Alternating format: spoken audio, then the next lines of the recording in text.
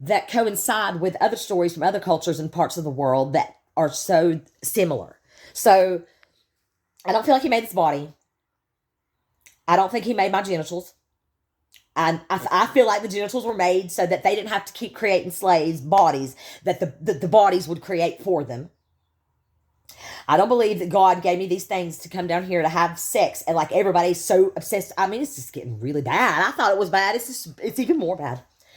I can't take it, and it's because I become as ABO blood, whatever that I watch, ABO bloodlines. I'm not sure what it is. It's a channel I watch that I got from John Wise, and I like it. It's the only channel he ever recommended that I watch. I didn't like any of the other ones he recommended, but I like that channel, and I've been watching it. He says, okay, I guess you could consider me what he calls chaste. I'm chaste. He calls it that, chaste. Like chaste, like chastity belt, like I wear in the middle, chastity belt around with a lock on it, because I don't have sex. I don't like sex. And that's exactly the way he describes it, being chaste is. I don't like to listen to people talk about it. I don't want to hear about it. I don't want to think about it. I don't want to do it. And it totally is revolting because of that theory of how our meat sacks were made. I don't want to make any more little meat sacks. I can't. I'm too old anyway, I'm sure. But I can't now anyway because I'm chaste. I'm chaste. Chastity. Anyway, that's the way I feel. I don't feel like, and I'm probably not one of the 144,000. I'm probably just an idiot that left heaven for hell. Oh well. If anybody can tell me, is that, I'll just go look myself. But I know that there's somebody that watches this, or that'll watch this, either the wonderful small amount of people that do, that could give me some kind of an answer. There's answers everywhere. You can find answers all the time. You might not find quick answers, and you won't find many people on YouTube that much to give you many answers, but or right answers. But there's answers, and you can find the right ones. It's just what is right to you, and how does it feel to you? What feels right to you? Do what feels right to you. But if it has anything to do with sex, leave me alone about it. I won't be listening to it. That's all they think about. That's all they do. That's all they want to do is eat and fuck. And I'm sorry, I will have to cuss about it. Somebody needs to beat it. Well, you can't beat it through anybody's head that they're disgusting and that what they do with their sexual stuff and how man has devised all of these different products and nasty things to help aid in your nasty, disgusting sexual escapades. Because, yeah, I'll tell a real quick story about yesterday. I don't have any friends, really, but I try to help people as much as I can. I got some neighbors and people I know, and they're hungry. I cook for them and bring them some of the food. And I don't got a lot of money, so I can't really do a lot for people, but I do give a friend of mine a ride. And I give her a ride to the needle exchange in the next city over. I don't use needles. I don't shoot up. I never have. I'm actually terrified of needles, and I hate it because I've been traumatized and terrorized by the medical industry with IV needles and just stuff like that. And I never have liked needles. And thank God I am afraid of them, because if I weren't, I would be a needle junkie today, I'm sure. So, but I'll give her a ride because she'll give me gas money. She'll give me some weed. Sometimes she'll give me some meth, but I'm trying to stay off the meth. I mean, I stayed off for 5 days because I had to go see my surgeon. I did some yesterday, but I don't care. It's not bothering me right now. But I'll give her a ride. And there's 2 places we go. And the first place we go, because I'll get needles for myself and give them to her. So she's got like tons of clean needles. I'll tell them I want some. They'll give me a whole box of needles there. And we'll go to the second place. They'll give me a whole box there. So I'll give her my 2 boxes. And she's got 4. So she's not ever going to have a dirty needle. Because people are going to use drugs. People are going to shoot drugs up once they've started. They're addicted. They're not going to stop until they're ready to stop. And they need to have access to clean needles. And because that's nasty and you can get diseases that can kill you that way. So I take her and I give her my needles that they give me. But also what they'll give you. They will give you tampons at one we go. They give you plenty of condoms and lube.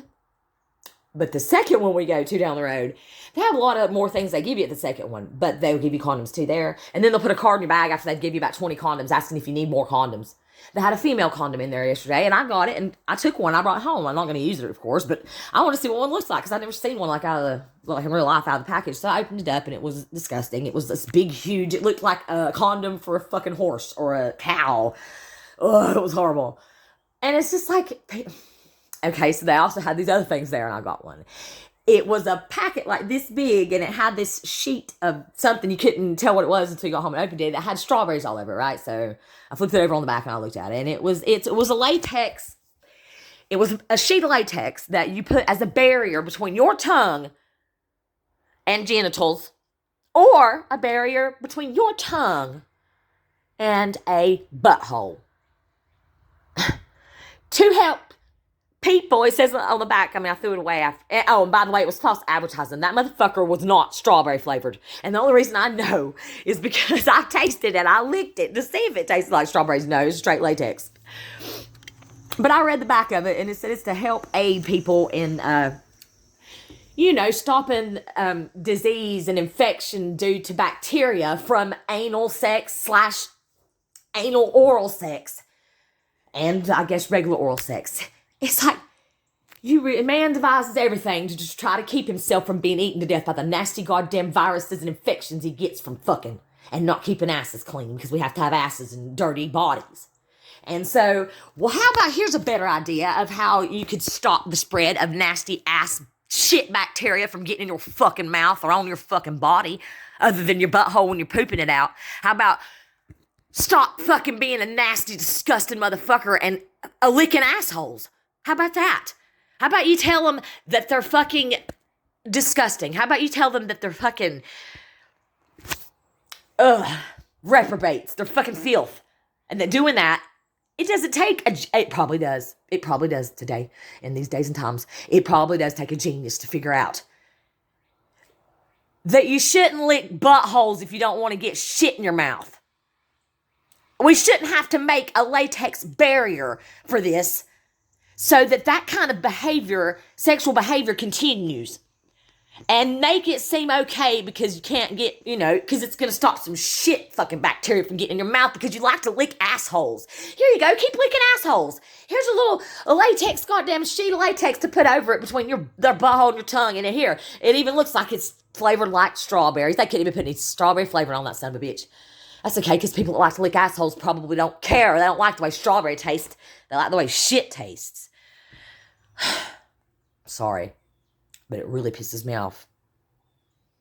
And they'll throw another card in your bag. Yeah, you will need more condoms. Here, go have some more sex and, whatever.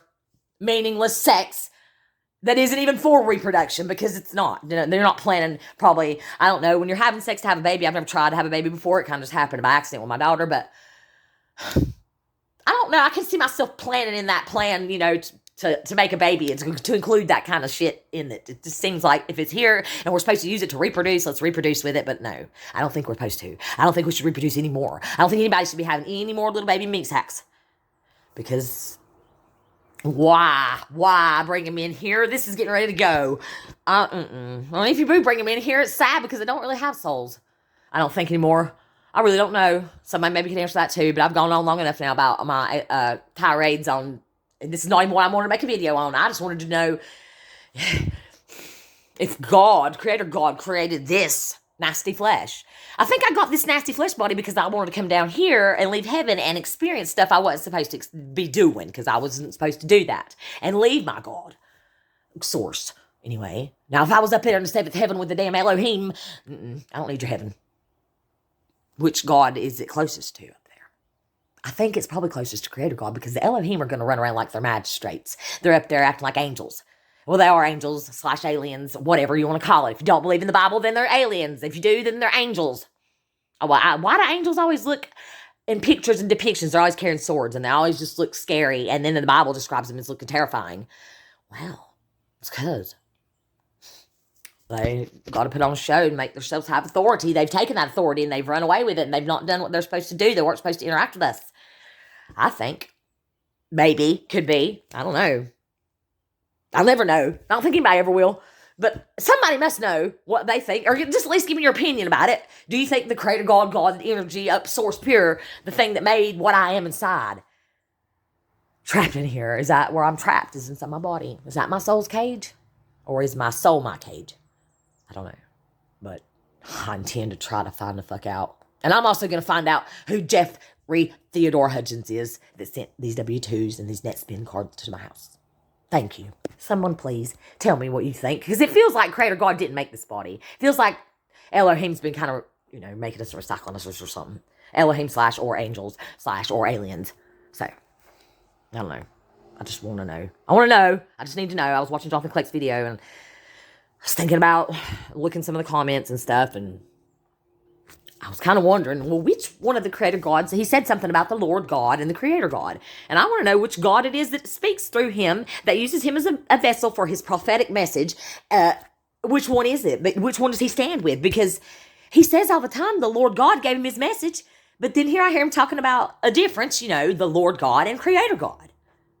So I'd like to know which one speaks through him, since he says it's a message and that you're not arguing with him, you're just arguing with the message that he's got to give. Who's giving the message through you to me? Because that makes a big difference to me anyway. I want to know. And if it's the wrong one, if it's the Lord God that's... Well, he said the Lord God gave him the messages, so... Okay, but then why is he even talking about creator God? And why would he be against creator God or be standing with Lord God and not creator God if they're separate, which they are? I don't know. He confuses me to death. He confuses me all up. He confuses the shit out of me. That's what I want to say. He confuses the shit out of me with the truth. It's obvious the shit he points out's there, okay? You really would have to just be blind, like physically not have eyeballs, to be able to see some of the stuff he points out. But when he starts talking about creator God and Lord God and the Elohim and the El, I start to get confused as to which one he's against and which one he's for and which one's talking through him to me. I'm not going to stress too much about his shit, though, because I see what he sees, fine, whatever. It's stressing me, though, because I want to know. I want to know what people think, or the people that I watch think, people that watch me think, because, they're not very... If you think about it, all the people in the world, who knows about this stuff? How many? I know it's probably up in the thousands, million, maybe millions, probably millions. But in the big scheme of, they say 6 or 7 billion people in this world, most people just kind of believe what they're told by their religious teachers, their churches, their TVs, whatever. And then they let their programming control their emotions. And also when they tend to listen to someone when it comes to beliefs and stuff, they'll see someone give them a message, and that message will contain a lot of truth. In the very beginning, it opens their eyes so they're blown away and they're infatuated with it. They're enamored with the truth. And so they're therefore willing to just go on autopilot after somebody shows them something that's true, some things that are true or really eye-opening. They go on autopilot and they take everything that person says afterwards for truth, and they don't think for themselves anymore. They just eat it. It's fed easy down, easy feed, easy spoon feed, and just, oh God. I gotta go. That was horrible. I think it's perfectly clear we're in the wrong band. Heidi says she'll be sincere as much as she can.